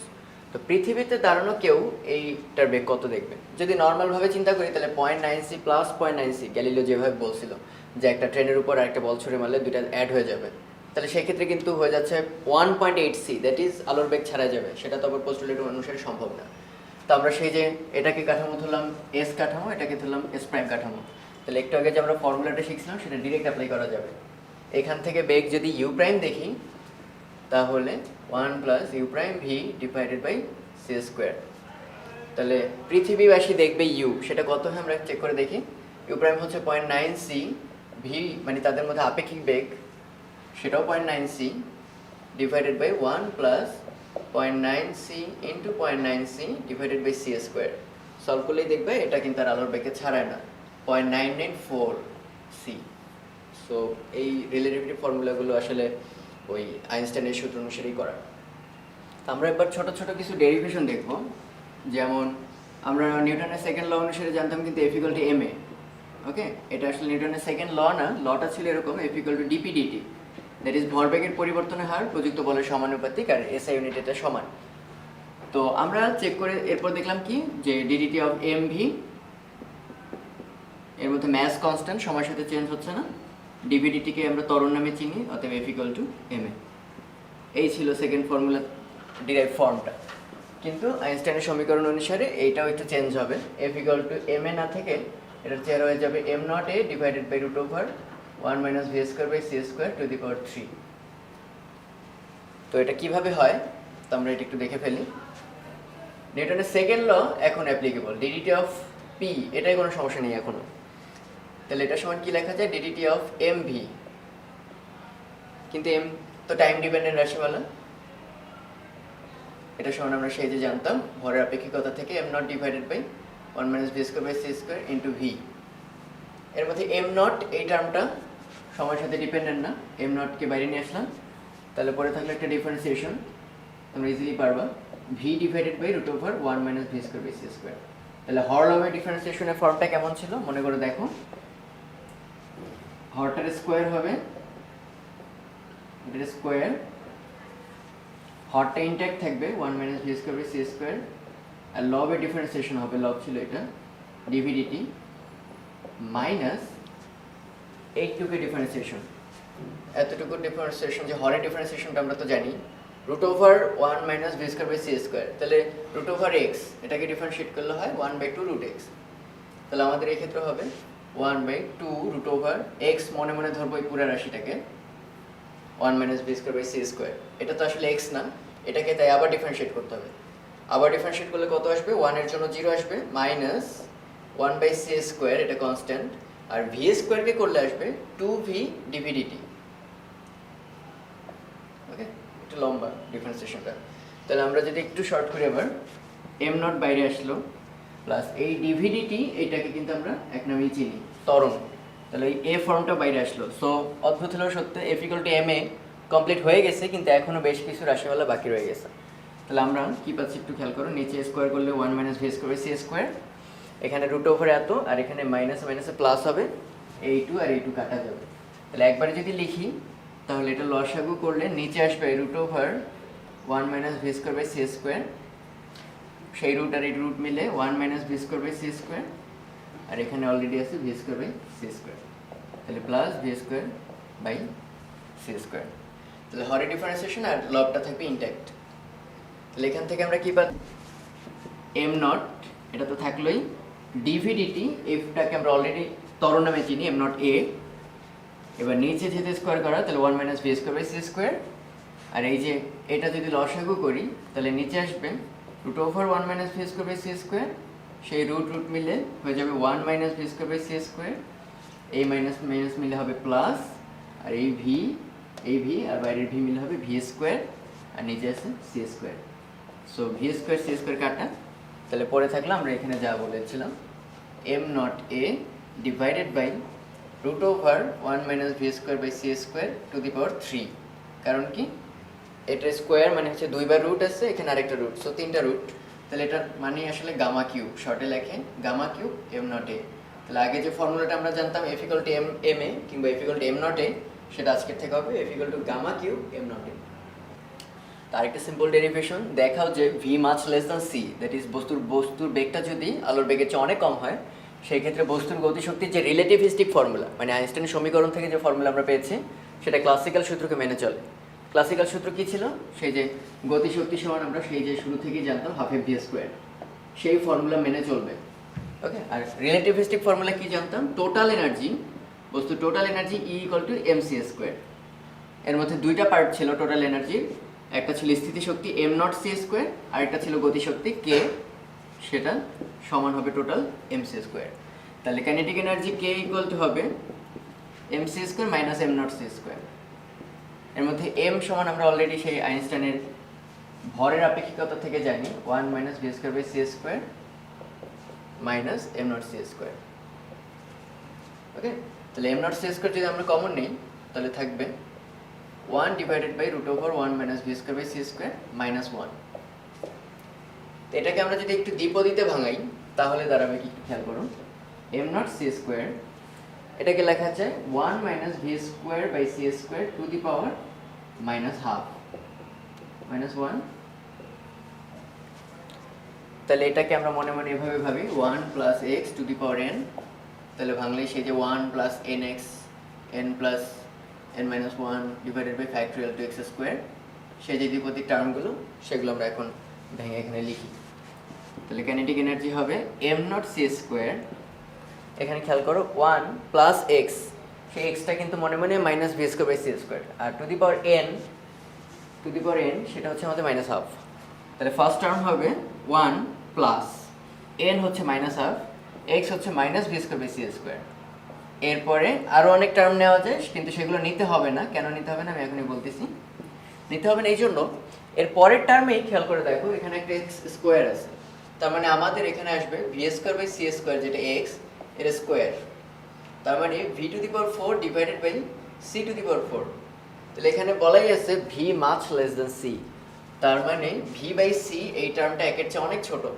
তাহলে একের চেয়ে অনেক ছোট একটা সংখ্যা, সাপোজ 1 বাই 1000, এটাকে যদি টু দি পাওয়ার 4 করো তাহলে আসলে কি দাঁড়াচ্ছে 1 বাই 1000, এরপর শূন্যের সংখ্যা বাড়তেছে 4টা। ব্যাপারটা বুঝে দেখো, তাহলে এটা কিন্তু শূন্যের সংখ্যা প্রায় 12টা হয়ে যাচ্ছে। তার অর্থ কি, মানে এটা প্রায় শূন্যের খুব কাছাকাছি চলে যাচ্ছে। তার মানে এর পরের টার্মগুলো আসলে আমাদের আর ভ্যালিড টার্ম থাকবে না, প্রায় শূন্য। এরকম কোন শর্তের জন্য? সেটা যখন ভি বা বেগটা আলোর বেগের চেয়ে অনেক কম, তখনই একমাত্র এই টার্মগুলোকে আমরা উপেক্ষা করতে পারবো। তাহলে এই টার্মগুলো আমাদের আর লেখার দরকার নেই। তাহলে এই 1 আর লাস্টের 1টা কাটা যাবে, মাইনাস মাইনাসে প্লাস হবে, তাহলে পরে থাকবে m nought c square into minus মাইনাসে plus half v square by C square. তাহলে সি স্কোয়ার কাটা, এবং অ্যান্সারটা খেয়াল করে আমাদের সবার পরিচিত হাফ এম ভি স্কোয়ার, যেটা আমাদের ক্লাসিক্যাল মেকানিক্সে একই কথাই বলে। তাহলে আমরা দেখতে পাচ্ছি রিলেটিভিটি আসলে ডিফারেন্ট কিছু না। এটা যদি আলোর বেগে খুব কাছাকাছি হয় তাহলে একটু নতুন ফর্মুলা, কিন্তু আলোর চেয়ে কম, অনেক কম প্র্যাকটিক্যাল বস্তু যেগুলো, সেগুলোর ক্ষেত্রে কিন্তু ক্লাসিক্যাল বা নিউটনের সূত্রগুলো অনেক ভালোভাবে অ্যাপ্লিকেবল। তো আরেকটা ডেরিভেশন হচ্ছে দেখাতে হবে ই স্কোয়ার সমান P square c square plus m not square C to the power 4, যেখানে পি এর পরিচয় হচ্ছে ভরবেগ, E for total energy, m nought হচ্ছে নিশ্চল ভর বা রেস ম্যাস, সি আলোর বেগ। তো ই ইকুয়াল টু আমরা অলরেডি জানি M C square, that is আমরা চাইলে লিখতে পারি M equal to over M not divided by root over 1 minus V square by C square and C square. তাহলে ই স্কোয়ার সমান পাচ্ছি, উভয় পক্ষে স্কোয়ার করি, M not square C to the power 4 divided by 1 minus V square by C square. ওদিকে P C, P সমান আমরা জানি এম ভি, পি হচ্ছে ভরবেগ, এম হচ্ছে m not divided by root over 1 minus V square by C square v c. Okay, তাহলে এখান থেকে আমরা পাচ্ছি পি স্কোয়ার সি স্কোয়ার মানে হোল স্কোয়ার ইকুয়াল টু আসবে m not square c square V square divided by 1 minus V square by C square. তো এখন আমি যদি ই স্কোয়ার থেকে পি স্কোয়ার সি স্কোয়ার বিয়োগ করি, that is E square minus P square c square equal m not square C to the power 4 divided by 1 minus V square by C square minus m not square c square V square 1 minus V square by C square. তাহলে আমি যদি m not square C to the power 4 এটা common নিই, তাহলে প্রথমটার জন্য থাকবে 1 minus V square by C square minus দ্বিতীয়টার ক্ষেত্রে এম নট স্কোয়ার কাটা যাবে, C to the power 4 that is থাকবে v square by C square divided by 1 minus V square by C square. লসাগু করলেই 1 minus V square by C square, উপরে আসবে 1 minus V square by C square. So কাটাকাটি গিয়ে পরে থাকবে হচ্ছে m naught square c to the power 4, that is a square minus b square c square equal to হবে m naught square c to the power 4। তো এটা একটা special case দেখানো যায়, সেটা হচ্ছে এই, আমরা যদি ফোটনের নিশ্চল ম্যাস 0, এটা বাই ডিফল্ট, তাই যদি হয় তাহলে আমরা এখানে লিখতে পারি a square equal two p square c square plus 0, that is pc সমান e, দ্যাট ইজ p সমান e বাই c। এটা একটা চমৎকার বিষয় যে ফোটনের নিশ্চল অবস্থায় কোনো ভর থাকে না, কিন্তু তার কিন্তু একটা নির্দিষ্ট ভরবেগ আছে, আর এনার্জিটা ডিপেন্ড করে তার ফ্রিকোয়েন্সির উপর। সেই যে প্ল্যাঙ্কের সমীকরণ থেকে আমরা জানি E সমান হচ্ছে h নিউ বা hf। আর একটা ডেরিভেশন হচ্ছে দেখাতে হবে ডিই ডিটি মানে এনার্জি পরিবর্তনের হার সমান fv, এটা রিলেটিভিস্টিক ক্ষেত্রেও প্রযোজ্য। এর মিনিংটা কি? ডিই ডিটি কিন্তু আমরা এই ফর্মে না ছিল পাওয়ার বা ক্ষমতার রাশিমালা হিসেবে কিন্তু আমরা চিনতাম যে পাওয়ার ইকুয়াল টু কি জানি w by t, w equal to fs, সেই fs by t, s by t কে আবার লেখা যায় সমবেগ বা গড় বেগ fv, আর পাওয়ার তো আসলে কি joule per second, that is D E D T. So এটা ক্লাসিক্যাল ক্ষেত্রে আমরা অনেক আগে থেকেই জানতাম যে ডিই ডিটি হবে f ইন্টু ভি। মজার ব্যাপার হচ্ছে রিলেটিভিটির ক্ষেত্রে এটা প্রযোজ্য হবে। কীরকম? রিলেটিভিটির ক্ষেত্রে আমরা একটু আগেই শিখলাম e স্কোয়ার সমান p square c square plus m naught square c to the power 4। উভয় পক্ষে ডিফারেন্সিয়েট করি সময় রেসপেক্টে, তাহলে 2e ডিই ডিটি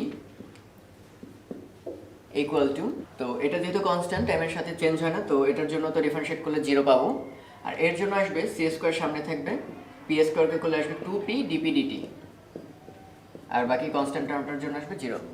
সো 2 কাটা যাচ্ছে, তাহলে আমরা পাচ্ছি ডিই ডিটি যেটা আমাদের বের করতে হবে equals p c square divided by e dp D T.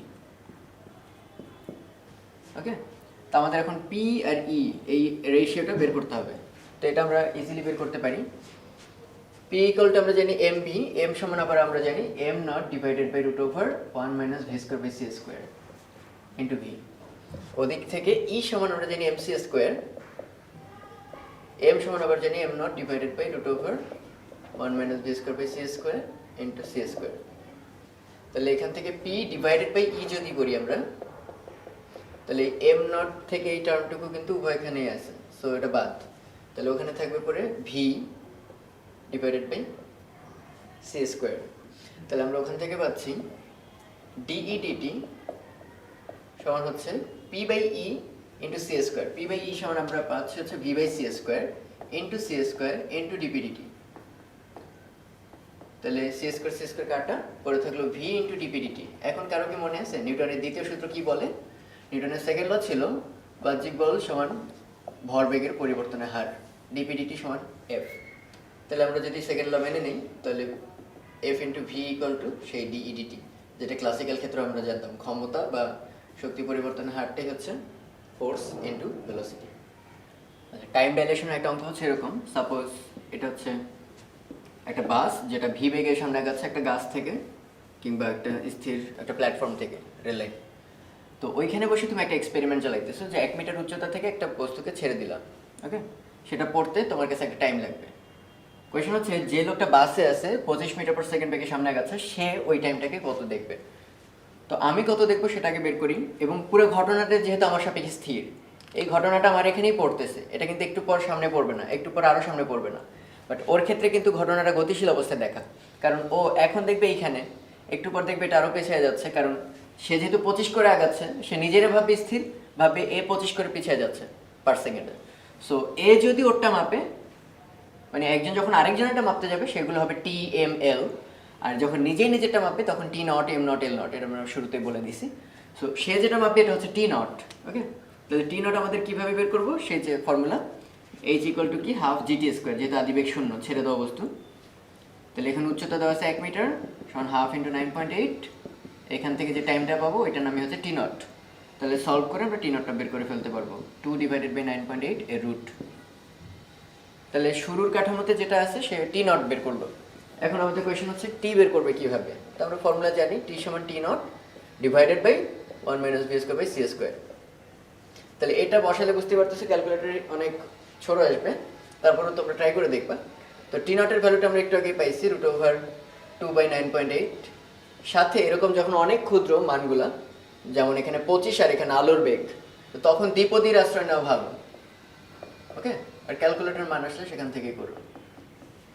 তাহলে আমরা দ্বিপদীতে ভাঙলে পাচ্ছি √2/9.8 1 মাইনাস মানে 1 plus X to the power N, এই ফর্মুলা যদি ভাঙি তাহলে 1 প্লাস এন এক্স এরপর ব্লা ব্লা, তাহলে আমাদের আসবে 1 প্লাস এন হচ্ছে মাইনাস হাফ, এক্স হচ্ছে minus V square by C square. এরপরের টার্মগুলো আমরা না নিলেও চলবে এই জন্যই যে এই 25 মিটার পার সেকেন্ড বেগটা আলোর চেয়ে অনেক ছোট, তাই বাড়তি টার্মগুলো আমরা বাদ দিয়ে দিতে পারি।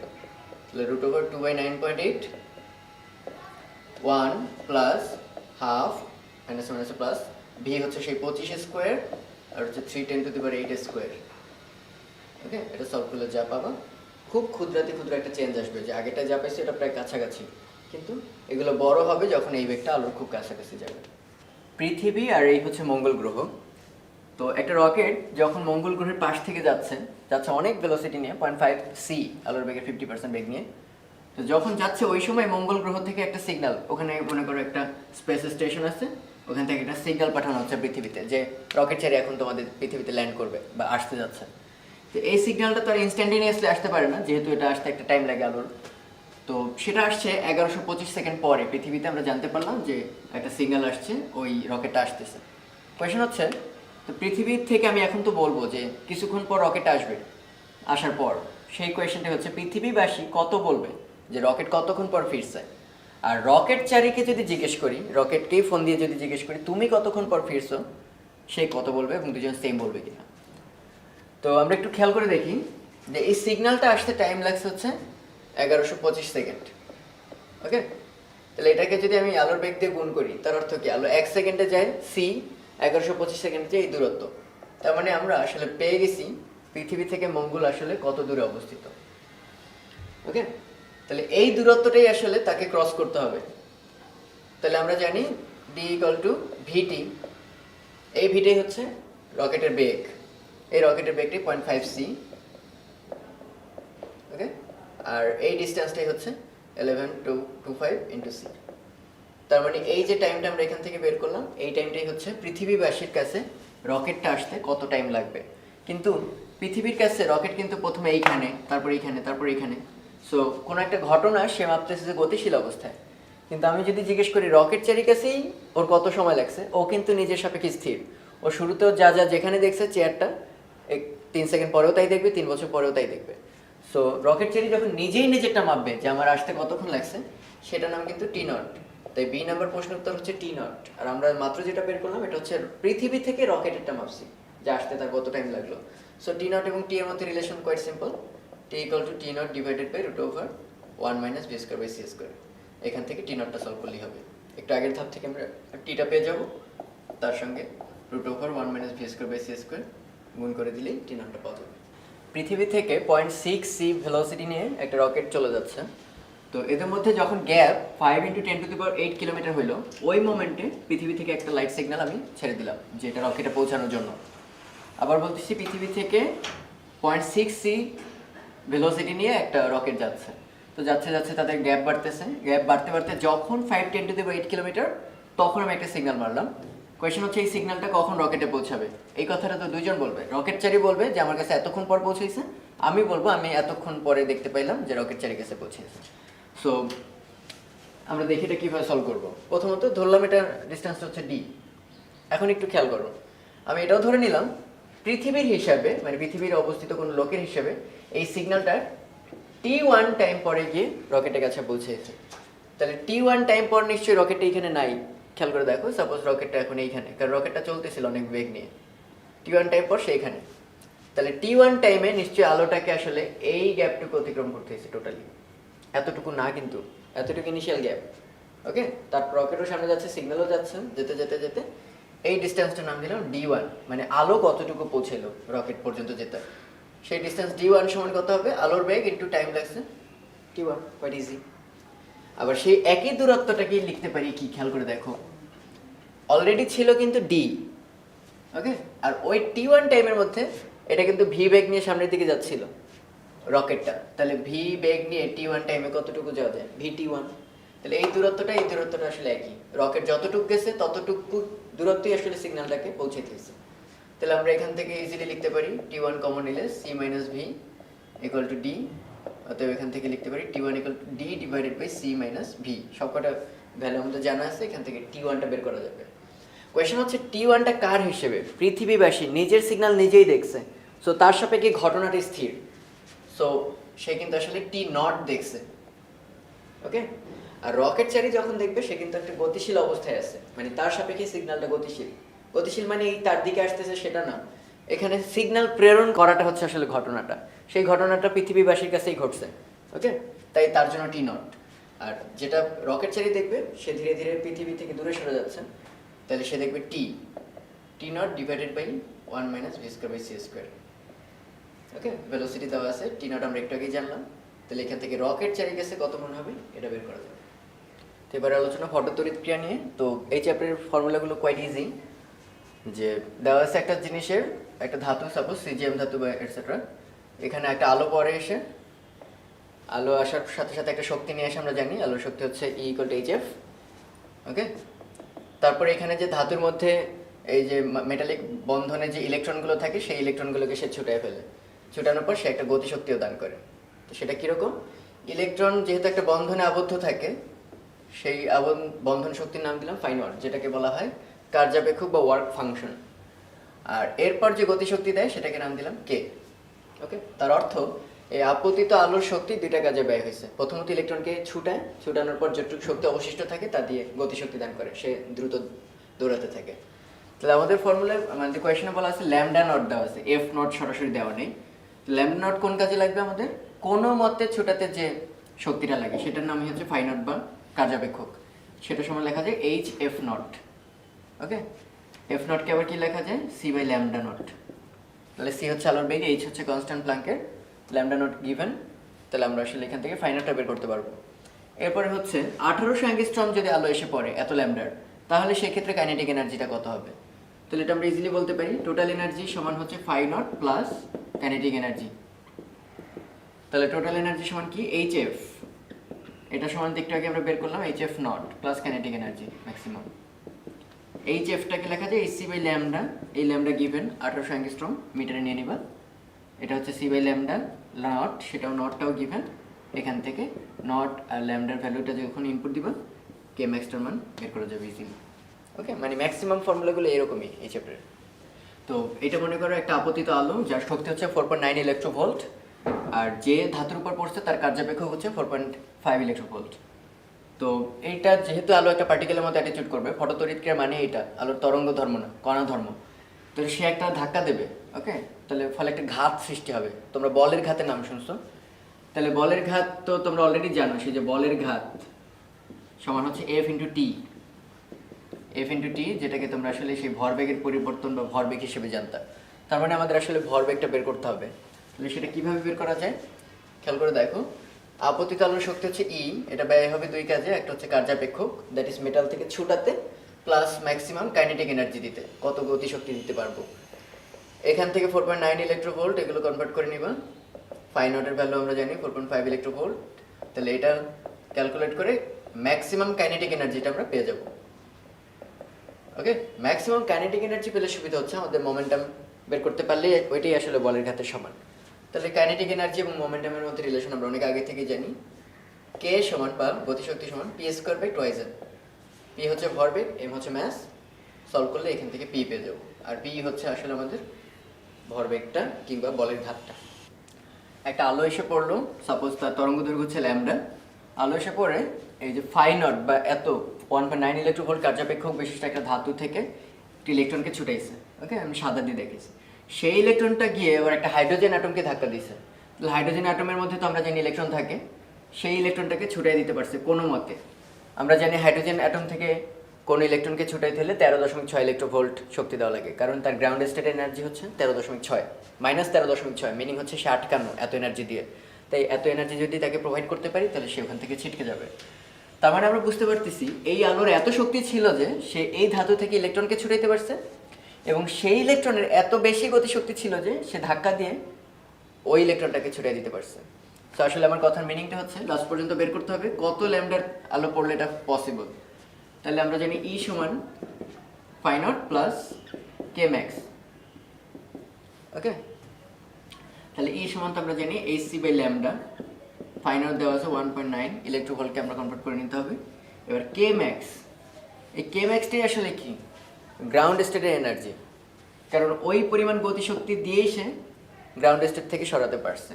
সো এটা ইলেকট্রোভোল্টে আছে যেহেতু এই 1.6 10⁻⁻19 দিয়ে জুলে কনভার্ট করে নিবা, তাহলে এখান থেকে ল্যামডাটা ক্যালকুলেট করতে পারবা। তো এই হচ্ছে ফটোতড়িৎক্রিয়া এক্সপেরিমেন্টাল সেট আপ। কোয়েশ্চেন করা হয়েছে যে এখান থেকে আলো এসে পড়লো, যার ফ্রিকোয়েন্সি আমরা জানি না এফ।